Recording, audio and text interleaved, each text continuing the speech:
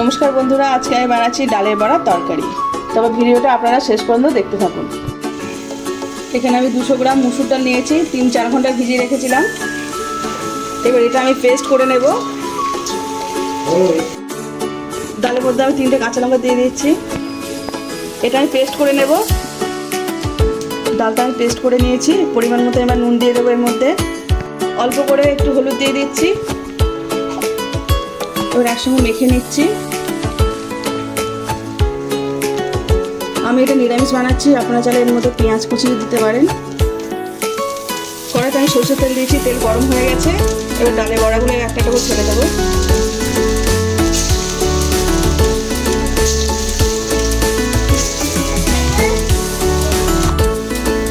এগুলো আমার ভাজা হয়ে গেছে, এবার আমি তুলে নিচ্ছি। বাকিগুলো আমি ভেজে নেব।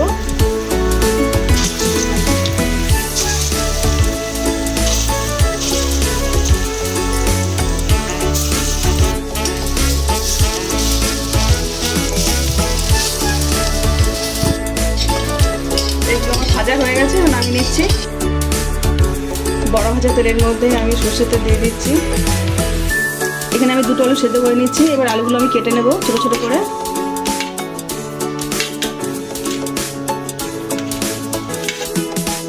আমি একটা মশলার পেস্ট বানিয়ে নেব। আমি এখানে পরিমাণ মতন হলুদ দিচ্ছি। জিরে গুঁড়ো 1 চামচ, জিরে গুঁড়ো আমি 1 চামচ মতন দিয়েছি। লঙ্কা গুঁড়ো 1 চামচ দিচ্ছি। ধনে গুঁড়ো 1 চামচ মতন দিচ্ছি। জল দিয়ে আমি পেস্ট বানিয়ে নেব।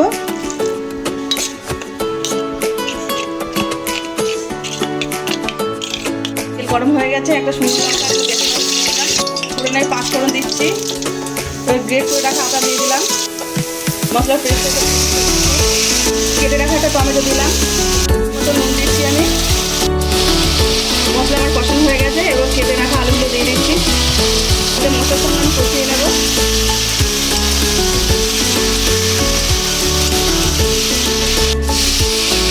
কষানো আমার হয়ে গেছে, এবার আমি জল দিচ্ছি এর মধ্যে। জল দিয়ে ঝোলটা আমার খুব ভালোভাবে ফুটে গেছে। এবার ডালের বড়াগুলো আমি এর মধ্যে দিয়ে দেবো। এবার আমি বেশ কিছুক্ষণ ফুটিয়ে নেব ডালের বড়া দিয়ে। স্বাদ মতন আমি চিনি দিয়ে দিচ্ছি। 1/2 চামচ মতন গরম মশলা দিয়ে দিচ্ছি। তরকারিটা আমার হয়ে গেছে, এবার আমি নামিয়ে নিচ্ছি।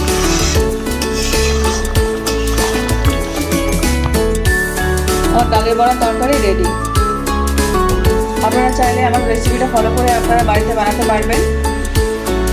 আজকে আমার এই রান্নাটা যদি আপনাদের ভালো লেগে থাকে তাহলে লাইক করে দেবেন, শেয়ার করে দেবেন, কেমন হচ্ছে কমেন্টে জানাবেন। আবার নতুন নতুন রান্না পেতে গেলে আমার চ্যানেলটা সাবস্ক্রাইব করে দেবেন।